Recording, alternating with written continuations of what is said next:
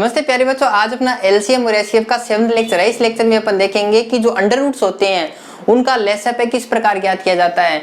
और ये बेहद ही इंपॉर्टेंट लेक्चर है क्योंकि इस प्रकार के लेक्चर आपको यूट्यूब पे देखने को नहीं मिलेंगे और नहीं कहीं आपको इस प्रकार के आपने क्वेश्चन कहीं देखे होंगे। इसलिए इस लेक्चर में मैंने बहुत मेहनत की है। आप इस लेक्चर को पूरा देखना, आपको जरूर फायदा होगा। तो चलिए लेक्चर स्टार्ट करते हैं। तो सबसे पहले देखिए, अपनी हेडिंग है एलसीएम ऑफ अंडर रूट्स। जो वर्गमूल होते हैं उनके एलसीएम किस प्रकार ज्ञात किए जाते हैं। तो सबसे पहले देखिए एलसीएम।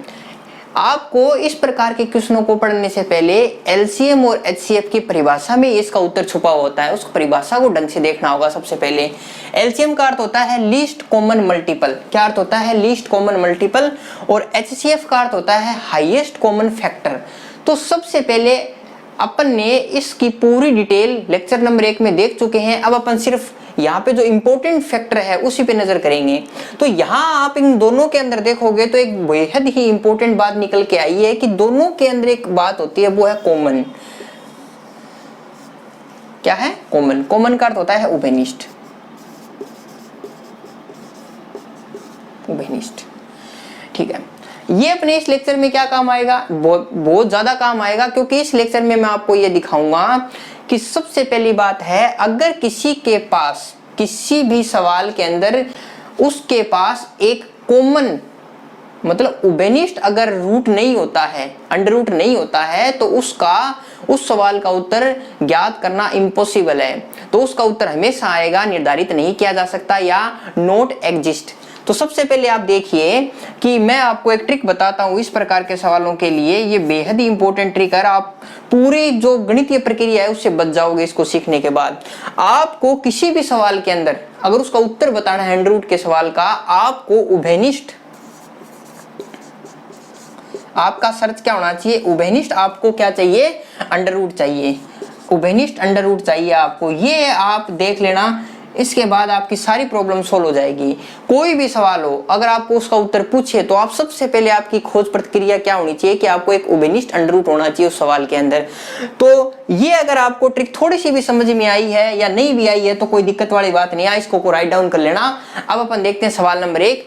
इस कड़ी में जो सवाल देखेंगे, निरंतर आप देखोगे कि आपको थोड़ी थोड़ी चीजें समझ में आने लग जाएगी और लास्ट सवाल तक आपको इस चीज का पूरा कंसेप्ट समझ में आ जाएगा। अपना सवाल नंबर 1। सवाल नंबर 1 में आपको इसने क्या पूछा है? 2 और अंडर रूट 2 का लेसअप है, एलसीएम ज्ञात करो। तो सबसे पहले अपन को स्टार्ट कहां से करनी है, आपको यही समझ में नहीं आएगा इस प्रकार के सवाल में, और आपको ऑप्शन भी इस प्रकार के देंगे कि आप तुक्के मान पे विवश हो जाओगे। अपने को बिल्कुल इस कंसेप्ट पे नहीं जाना है, अपने को सिर्फ और सिर्फ कंसेप्चुअल चलना है। सबसे पहले मैंने आपको क्या कहा था कि आपकी खोज होनी चाहिए उभयनिष्ठ अंडर रूट की। अगर उभयनिष्ठ अंडर रूट उसमें नहीं है तो आप ये समझ लेना कि उस प्रकार के सवाल का उत्तर निकालना इम्पॉसिबल है। तो उस प्रकार के जो सवाल होंगे उसका उत्तर आएगा निर्धारित नहीं किया जा सकता या डज नॉट एग्जिस्ट। ठीक है। तो सबसे पहले आप देखिए कि अपना एम जो है उसको अपन पूरा करते हैं। तो सबसे पहले देखिए कि 2 है। इसको पढ़ने से पहले मैं आपको एक बात बता दूं जो मैं आपको घात और करने में बता चुका हूं। एक बात आप नोट कर लेना, इधर ऊपर मैं लिख देता हूं आपके लिए कि अंडर रूट एक्स को अंडर रूट एक्स से आप गुणा करते हो तो आपके पास क्या निकल के आता है? एक्स निकल के आता है। इस बात को आप नोट कर लेना क्योंकि इस चैप्टर में ये अपने बात बहुत ज्यादा काम आएगी। तो 2 है। अगर मैं 2 को इस प्रकार लिख लूं, under root 2 into under root 2, तो आपके कोई समस्या नहीं होनी चाहिए, क्योंकि अंडर रूट 2 को अंडर रूट 2 से गुणा करेंगे क्या आएगा? 2 ही आएगा। और अंडर रूट 2 अपने पास है ही, तो अंडर रूट 2 इसके पास, 2 के पास एक क्या है? 1 भी तो है। और इसके पास क्या है? अंडर रूट 2 इंटू 1, क्योंकि किसी के गुणे में कुछ नहीं होता, वहां 1 तो होता ही है। तो इसमें कोई दिक्कत वाली बात नहीं है। आप देखिए अपना एम कंप्लीट हुआ कि नहीं हुआ, सबसे बड़ा क्वेश्चन मार्क यही है आपके इस सवाल में। अपना एम कंप्लीट हो चुका है, क्योंकि देखिए यहां भी अंडर रूट 2 है और यहां भी अंडर रूट 2 है। उभयनिष्ठ अंडर रूट की खोज पूरी हो गई। मतलब इस सवाल का कोई ना कोई उत्तर जरूर निकलेगा। ये ऑप्शन तो नहीं हो सकता। ये ऑप्शन तब होता जब आपके पास किसी भी प्रकार का कोई उभयनिष्ठ अंडर रूट नहीं होता। तो उभयनिष्ठ अंडर रूट तो अपने पास आ गया। तो सबसे पहले आप उभयनिष्ठ अंडर रूट को लिख लीजिए और बाकी की जो चीज बची हुई है उसको एज इट इज लिख दीजिए। क्या बचा हुआ है? Under root 2 into 1।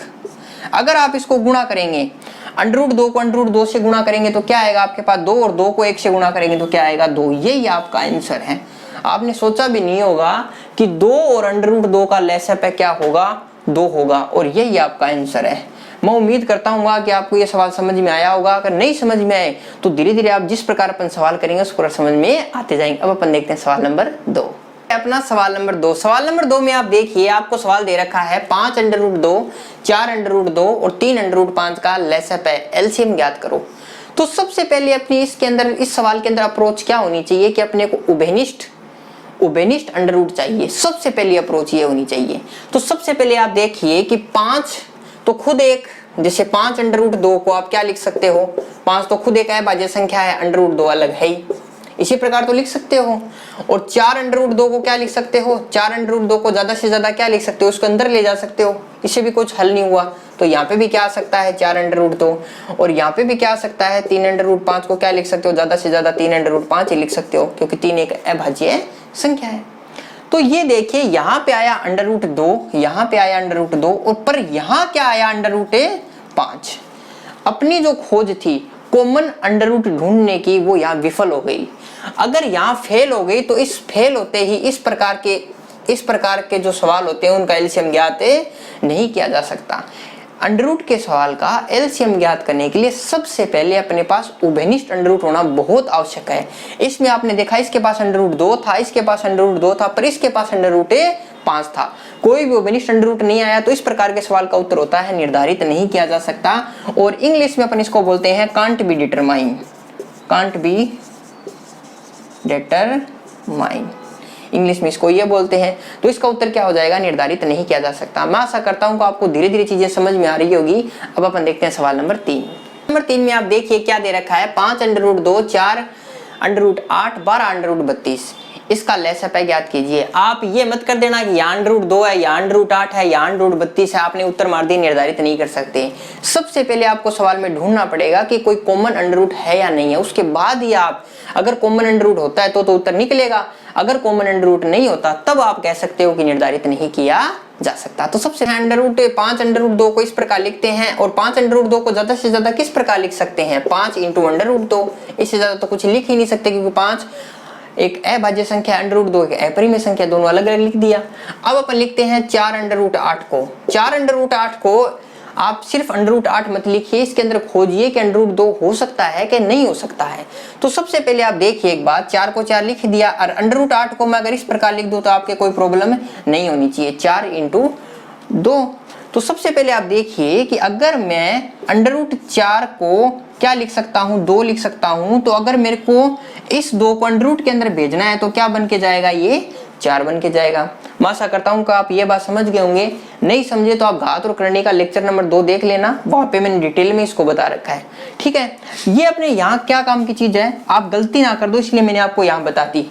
आप देखिए कि ये 4 है, ये अपने को नहीं चाहिए, अपने को √2 को अकेला करना है। इस 4 को मैं बाहर निकालूंगा तो ये क्या बन के बाहर आएगा, 2 बन के बाहर आएगा। तो 2 किससे गुणा होगा, 4 × 2 √2 इस प्रकार हो जाएगा। ये 2 इससे गुणा होगा तो कितना बन जाएगा, ये 8 बन जाएगा। तो यहाँ पे क्या आया, 8 √2। मैं आशा करता हूँ कि आप छोटी सी ये बात समझ गए होंगे। अब देखिए यहाँ पे 12√32। ठीक है, इस सवाल में भी अपना क्या एम है कि √2 को फ्री करना। तो आप अगर 32 को किस प्रकार लिख सकते हो, तो मैं लिख सकता हूं कि 32 का क्या टुकड़ा करूं कि अब 16 को 2 से गुणा कर देता हूं, 16 दूनी 32। तो 12 × 16 × 2 मैंने इस प्रकार लिख दिया। ठीक, लिख दिया, कोई दिक्कत वाली बात नहीं है। आपको पता है ये 16 बाहर क्या बन के आएगा, 4 बन के आएगा। तो इसको मैं इस प्रकार लिख सकता हूँ 12 × 4 × √2 और 12 चौक कितना होता है, 48। तो यहाँ पे क्या निकल के आया अपने पास, 48 √2। यहाँ पे अपने पास निकल के आ गया 48 √2। अपना जो एम था, क्या एम था, उभयनिष्ठ अंडर रूट ढूंढने का। यहाँ पे भी √2 आया, यहाँ पे भी √2 आया और यहाँ पे भी √2 आ गया। इसका अर्थ ये हुआ कि आपका ऑप्शन नंबर 4 तो बिल्कुल भी नहीं हो सकता, निर्धारित नहीं कर सकते, ये ऑप्शन तो नहीं हो सकता और आपका 100% कोई ना कोई इन 3 में से उत्तर है। ये तो कंफर्म बात हो गई और इतनी बात आप समझ भी गए होंगे। मैं चाहता हूं कि आप इसको राइट डाउन कर लीजिए, ये अपने काम का नहीं है, मैं इसको हटाऊंगा यहाँ से। क्या क्या निकल के आया, 5 √2, 8 √2 और 48 √2। ये तो कंफर्म हो गया। तो सबसे पहले आपको करना क्या है, एलसीएम निकालने के लिए अगर आपको एलसीएम चाहिए तो जो आपका उभयनिष्ठ अंडर रूट है उसको सबसे पहले लिख दीजिए। उभयनिष्ठ अंडर रूट क्या था, 2, अंडर रूट 2 को लिख लिया। इसका काम तो खत्म हो गया। अब आपको करना क्या है कि 5 बच गया, 8 बच गया और 48 बच गया। इन तीनों का आपको क्या निकालना पड़ेगा, एलसीएम निकालना पड़ेगा। 5, 8 और 48 का जो एलसीएम होता है वो होता है 240। 5, 8 और 48 का जो 5, 8 और 48 का जो लसापे होता है वो होता है 240। आप निकाल लेना, आराम से निकाल सकते हो आप, कोई दिक्कत वाली बात नहीं है। तो आपका जो फाइनल आंसर निकल के आया वो क्या निकल के आया, 240 अंडर रूट 2। यही आपका क्या है, आंसर है, ऑप्शन नंबर बी। तो आप थोड़ा थोड़ा समझ गए होंगे सवालों के स्ट्रक्चर और सवाल किस प्रकार आपको करने हैं। अब अपन देखते हैं सवाल नंबर 4। ये अपना सवाल नंबर 4। सवाल नंबर 4 में आप देखिए अंडर रूट 12, अंडर रूट 27 और अंडर रूट 75 का लसापे ज्ञात करना है और ये आपके पास ऑप्शन दे रखे हैं। अंडर रूट के सवालों में आपको ये ध्यान रखना पड़ेगा, जो सिंपल एलसीएम और एचसीएफ के सवाल होते हैं और अंडर रूट के सवाल होते हैं उनमें बहुत ज्यादा डिफरेंस होता है। आप ये नहीं है कोई भी ऑप्शन उठाया उसका भाग दिया और देख के बता दिया, नहीं, मेरा जो कंसेप्ट है आप उसी पे चलोगे तो आप अंडर रूट के सवालों को बेहद ही आसानी से निकाल पाओगे। अपना क्या कंसेप्ट है, उभयनिष्ठ अंडर रूट ढूंढने का सिंपल कंसेप्ट। तो सबसे पहले देखिए कि इस 12, ये अब मैं डायरेक्ट करूंगा क्योंकि आप थोड़ा थोड़ा समझ गए होंगे चीजों को। इस 12 को मैं क्या लिख सकता हूं, 4 और 3 12, आराम से लिख सकता हूं ना। अंडर रूट के ऊपर न मत जाइए, आप एक बार संख्या को देखिए। इस 27 को क्या लिख सकता हूं, 9 और 3। इस 75 को क्या लिख सकता हूं, 25 और 3। इसमें आपके कोई प्रॉब्लम है क्या, अगर है तो आप कमेंट बॉक्स में मेंशन कर देना, मैं इस लेक्चर को दोबारा आपको करवा दूंगा, इसमें कोई बड़ी बात नहीं है। तो सबसे पहले देखिए, अगर मैं अंडर रूट की बात करूंगा तो आपने पढ़ा होगा कि अंडर रूट ए बी को मैं किस प्रकार लिख सकता हूं, अंडर रूट ए इंटू अंडर रूट बी। ये अपन कहाँ पढ़ चुके, ये अपन पढ़ चुके घात और करनी वाले चैप्टर में। ये प्रॉपर्टी अपन वहां पढ़ चुके, ठीक है। इसी प्रॉपर्टी की सहायता से मैंने इनको अलग अलग कर लिया, इसमें कोई बड़ी बात नहीं है। तो मेरे पास निकल के क्या आया, मैं अगर इस पे अंडर रूट लगाऊंगा, इस पे भी अंडर रूट लगाऊंगा, इस पे भी अंडर रूट, इस पे भी अंडर रूट, 25 पे भी अंडर रूट और 3 पे भी अंडर रूट।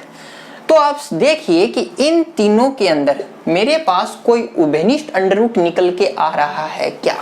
मेरे पास बिल्कुल एक उभयनिष्ठ अंडर रूट है जिसका नाम क्या है, अंडर रूट 3। ये अंडर रूट 3।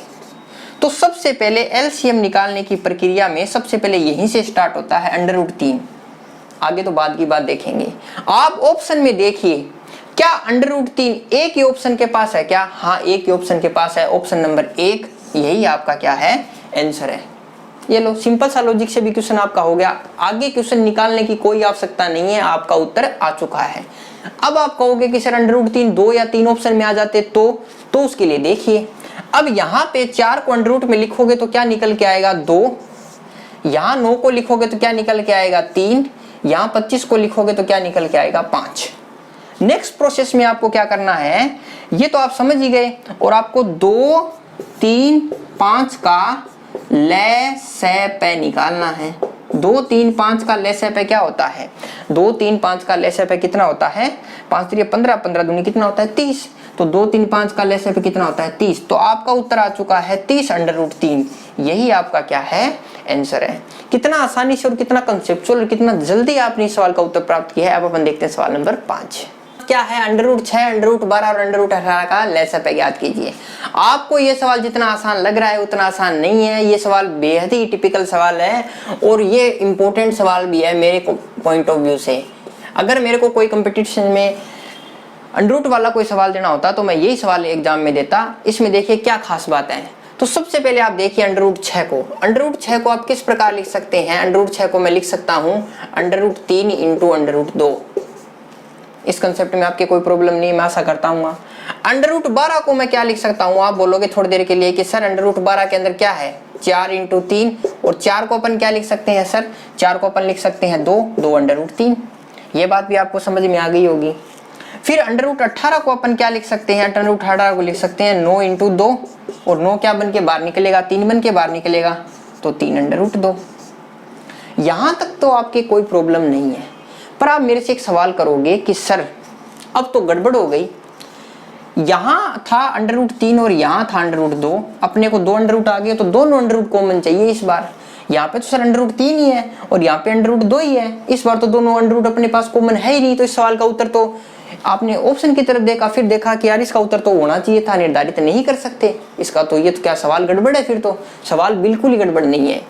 अगर आपने इस प्रॉपर्टी को ढंग से देखा है कि अंडर रूट एक्स को जब अंडर रूट एक्स से अपन गुणा करते हैं तो अपने पास क्या निकल के आता है, एक्स निकल के आता है। मैं आशा करता हूं कि ये प्रॉपर्टी आपको आती होगी। तो सबसे पहले अपने पास क्या है, यहाँ पे क्या है, ऊपर 2 अंडर रूट का 2 और अंडर रूट का 3 है, ठीक है, इसमें तो कोई प्रॉब्लम ही नहीं है। इस अंडर रूट 2 को मैं इस 2 को मैं क्या लिख सकता हूँ, under root 2 into under root 2 into under root 3, इस प्रकार इस सवाल को लिख सकता हूँ ना मैं, कोई दिक्कत वाली बात नहीं है, क्योंकि अंडर रूट 2 को अंडर रूट 2 से गुणा करेंगे तो क्या निकल के आएगा, 2 ही निकल के आएगा। इसको मैं क्या लिख सकता हूँ, under root 3 into under root 3 into under root 2, ये लिख सकता हूँ ना, इसमें भी कोई प्रॉब्लम नहीं है। अब अपना काम हो गया, अपना उत्तर निश्चित आएगा, देखना आप। यहाँ क्या आ रहा है, 2 अंडर रूट 3, यहाँ पे भी है 2 अंडर रूट 3 और यहाँ पे भी क्या है, 2 अंडर रूट 3। ये तो कंफर्म हो गया कि अपने को जो एलसीएम निकालने के लिए चाहिए था वो अपने पास आ गया, उभयनिष्ठ अंडर रूट। उभयनिष्ठ अंडर रूट में आया क्या, अंडर रूट 2 और अंडर रूट का 3। ये बात आप समझ गए क्या, ये तो सबसे पहला काम। और जो बच गया उसको डायरेक्ट लिख दीजिए आप। अपने पास क्या बच गया यहाँ पे, अरे इसके पास क्या होता है, 1 होता है, तो आप समझ गए होंगे वो बात। तो यहाँ 1 बच गया, यहाँ अंडर रूट 2, यहाँ अंडर रूट 3, तो 1 into under root 2 into under root 3, ये अपने पास बच गया और ये अपने पास निकल के ही आया है, उभयनिष्ठ अंडर रूट। इसको अगर आप गुणा करोगे, अंडर रूट 2 को अंडर रूट 3 से गुणा करोगे तो क्या निकल के आएगा, अंडर रूट का 6, और इसको भी गुणा करोगे तो क्या निकल के आएगा, अंडर रूट का 6। अंडर रूट के 6 को अंडर रूट के 6 के साथ गुणा करोगे तो क्या निकल के आएगा, 6, और यही आपका क्या है, आंसर है। आपने सोचा भी नहीं होगा कि सवाल में अपने को इतनी मेहनत करनी पड़ेगी, फिर भी अपन उत्तर तक पहुंच गए सिर्फ और सिर्फ कंसेप्चुअल कंसेप्ट की वजह से। आप देखिए, आपको जल्दबाजी बिल्कुल भी नहीं करनी है अगर आप नेक्स्ट लेवल पे जाना चाहते हो। कई लड़के अभी भी पटवारी के ऊपर, स्टेट गवर्नमेंट के एग्जाम के ऊपर या पर्टिकुलर एग्जाम के ऊपर अटके पड़े हैं और वो ये कहते हैं मैथ में ये टॉपिक नहीं है, ये नहीं है, वो नहीं है। मैं आपको कहना चाहता हूँ कि अगर आपको मैथ रीजनिंग की तैयारी करनी है तो आपको लगभग आप एज पॉसिबल है जितना आप पढ़ सकते हो मैथ रीजनिंग में उतना पढ़िए, क्योंकि मेरे हिसाब से मैथ रीजनिंग का कोई सिलेबस नहीं होता, कहीं से भी कोई भी सवाल उठ के आ सकता है और आप ये कह भी नहीं सकते कि हमारे सिलेबस में नहीं था। अगर आप सोचिए कि ये सवाल आपके कंपटीशन में आ जाता और आप फिर एग्जामिनर को क्या कहते हैं, ये हमारे सिलेबस में नहीं है, एग्जामिनर कहता है में तो है, मैंने तो लिख रखा है एलसीएम और एचसीएफ। तो इसलिए आपको संपूर्ण नॉलेज की आवश्यकता है, न कि पर्टिकुलर नॉलेज की। पर्टिकुलर नॉलेज तो किताबों में भी बहुत है, फिर टीचर की क्या आवश्यकता है। बात समझ में आ गई। अब अपन देखते हैं अपना अंतिम सवाल, सवाल नंबर 6। अंतिम सवाल, और ये सवाल बहुत ही बेहतरीन सवाल है। आप ये देखिए, अंडर रूट 28, अंडर रूट 112 और अंडर रूट 63 का एलसीएम लैसप ज्ञात करो। आपके पास ये सवाल आया और मैं जिसकी बात कर रहा था कि मान के चलते अंडर रूट 7 इस सवाल में आएगा और चारों ही ऑप्शन में अंडर रूट 7 आ गया। अब क्या करें, अब आपको सवाल को पूरा निकालना ही पड़ेगा। तो सबसे पहले देखिए, इसको अब मैं क्या लिख सकता हूँ, 7 और 4 7 चौक 28, इसको 16 और 7 16 7 112, और इसको क्या लिख सकता हूँ, 9 और 7 9 सम 63। समझ में आ गई आपको बात। तो यहाँ इसको अपन क्या लिख सकते हैं, इसको अपन लिख सकते हैं अंडर रूट 7 और इसको लिख सकते हैं 2, इसको लिख सकते हैं 4 और इधर लिख सकते हैं अंडर रूट का 7, इधर लिख सकते हैं 3 और इधर लिख सकते हैं अंडर रूट का 7। तो आप अपना जो प्राइमरी एम था इसको भी सही तरीके से लिख लीजिए, इनके तरीके से 2 अंडर रूट 7। अपना जो प्राइमरी एम था वो क्या था, उभयनिष्ठ अंडर रूट का, वो कंप्लीट हो चुका है। उभयनिष्ठ अंडर रूट अपने पास क्या निकल के आया, अंडर रूट का 7 निकल के आया। तो एलसीएम निकालने की प्रक्रिया में सबसे पहले तो आप उभयनिष्ठ अंडर रूट लिख दीजिए, अंडर रूट 7, ये तो आएगा ही आएगा। पर आपने जब ऑप्शन की तरफ देखा तो सारों सब में अंडर रूट 7 है, तो अपन क्या करें, कंफ्यूजन की स्थिति आ गई। तो कुछ नहीं कंफ्यूजन है, 2 4 और 3 का, 2 4 और 3 का अपने को क्या निकालना पड़ेगा, लैसप, यही अपने को फाइनल आंसर प्रदान करेगा। 2 4 और 3 का जो फाइनल लैसप होता है वो कितना होता है, 12। तो यहाँ कितना आ गया, 12 अंडर रूट 7, यही आपका ऑप्शन है। और ऑप्शन नंबर 7, ऑप्शन नंबर 4 आपका आंसर है। तो इस सवाल का उत्तर कितना आया, 12 अंडर रूट 7। मैं आशा करता हूँ का आज का ये जो मेरा लेक्चर आपको पसंद आया होगा। पसंद आए तो मेरे YouTube चैनल को सब्सक्राइब, लाइक और शेयर जरूर करें। धन्यवाद।